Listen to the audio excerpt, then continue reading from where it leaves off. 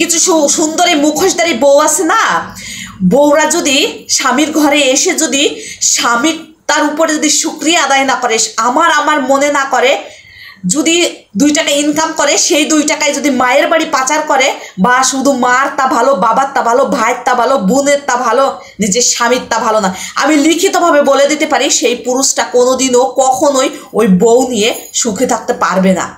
কারণ হচ্ছে বিয়ে করার পরে একটা পুরুষ মানুষ কিন্তু যা কিছু ইনকাম করে তা কিন্তু মায়ের হাতে তুলে দেয় না, বাবার হাতে তুলে দেয় না।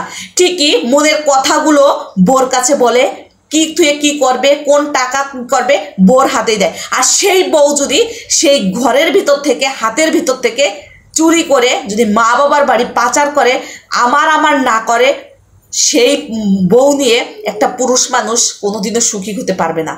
কারণ ঘরের বউ হচ্ছে নিজের স্বামী যে কয় টাকা ইনকাম করে আনুক, আল্লাহর কাছে শুকরিয়া আদায় করতে হবে, সেটা নিজের মনে করতে হবে, ভবিষ্যতের ভাবনা ভাবতে হবে। আর আমাদের মতন কিছু মুখোশধারী কালসা বউরা আছে শুধু বাবার বাড়ি টানে, সেই বউ নিয়ে কোনোদিনও সুখী হতে পারবে না। আরে ভাই, আমি তো বলতেছি না যে মা বাবার বাড়ি দা, ওই যে কেবল এগুলো খাইয়ে দাইয়ে বাইরে থাকলে গয়নার কথা মনে থাকে। আপনার পেটেই ভাত নাই, আপনার নিজেরই চলতেছে না, নিজে কত কষ্ট করে পরিশ্রম করে আনতেছে, আপনি যদি তার উপর দেয়, যখন হবে না, যখন থাকবে, তখন আপনার স্বামী আপনাকে বলবে শ্বশুর শাশুড়িকে কিছু দেই, শালা সমিন্দিকে, কিন্তু চোরের উপর দিয়ে বাটপারি করতে গেলে সেই বউ নেই। আমি সেই সব পুরুষদেরকে বলতে, যারা আপনাদের ঘরের বউ দেখতেছেন যে বাইট টান, নিজের মনে করে না, নিজের সংসার মনে করে না, নিজের স্বামী মনে করে না, নিজের শ্বশুর শাশুড়িকে আপন মনে করতে পারে না, নিজের ননদ ভাসুরকে আপন মনে করতে পারে না, সেই সব বউদেরকে সুঝান।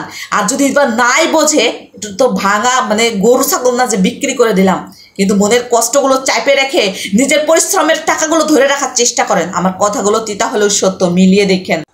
যেসব মেয়েরা বিয়ের পরে স্বামীর যা কিছুই থাকুক তা যদি খালি আমার না করে, শুধু মায়ের বাড়ির দিকে টান থাকে, সেই সংসার জীবনেও সেই পুরুষটা আমি হাতে কলমে লিখে দিতে পারি, কোনোদিনও সেই পুরুষ সুখে হতে পারবে না।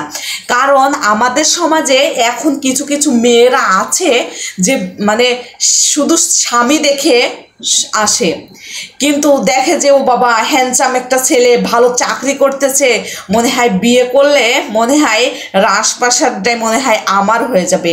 কিন্তু যখন বিয়ে করে বাড়িতে নিয়ে আসে, তখন দেখে কি তার মা বাবা হয়তো বা দরিদ্র, অনেক গরিব মানুষ বা অসুস্থ, তাদেরকে দেখাশোনা করতে হয়, বা যে পুরুষটারে যেভাবে ভুলাইয়া ভালাইয়া আমি বিয়ে করছি, আসলেও ভাবে কি যে মনে হয় মানে আমার কথায় উঠবে বসবে, আমি যা বলবো তাই শুনবে, আমার রূপ চেহারা দিয়ে আমি আমার স্বামীকে মানে গুলাই খাইতে পারবো।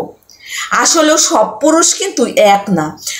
অনেক সময় আছে যে ভালোবাসার ক্ষেত্রে, ভালোবাসার আবেগে হয়তো বা সুন্দরী রূপসী মেয়ের প্রেমে পড়ে যায়, কিন্তু তার আসল রূপটা দেখে না। আসল রূপ দেখে কখন জানেন? যখন তার সঙ্গে 6 মাস 1 বছর সংসার করা যায়, তখন সেই পুরুষটা ভাবে জীবনে যে কত বড় একটা ভুল করেছি, এই ভুলের কোনো সমাধান নাই। হাজার পুরুষ আমাদের মতন কিছু সুন্দরী মেয়েদের পাল্লায় পড়ে তাদের জীবনটা ধ্বংস হয়ে শেষ হয়ে চলে যাচ্ছে, না পারতেছে এই সমস্ত জায়গা থেকে বের হতে, না পারতেছে তাদেরকে নিয়ে সংসার করতে, না পারতেছে জীবনটাকে বাঁচাইতে। আমার কথাগুলো তিতা হলেও সত্য। কারণ বর্তমান হচ্ছে যে ছেলে যদি ভালো একটা চাকরি করে, ভালো ছেলের চেহারা ছবি যদি ভালো হয়, তার মা বাবার প্রয়োজন হয় না, তার মা বাবাকে দেখতে মন চায় না, তখন কি করে বিয়ে করে বাড়িতে চলে আসে। আর পুরুষটাও বসন্তের কোকিল ডাকতেই পারে ভালোবাসা। একটা ভালোবাসা তো না থাকলে দুনিয়ায় বেঁচে থাকাই তো যা কঠিন, ঠিক না? তো সুন্দরী মেয়ের পালাই পড়ে এসে দেখে কি বৌতি উঠাচ্ছে আর বসাচ্ছে, কান ধরে উঠাচ্ছে আর বসাচ্ছে।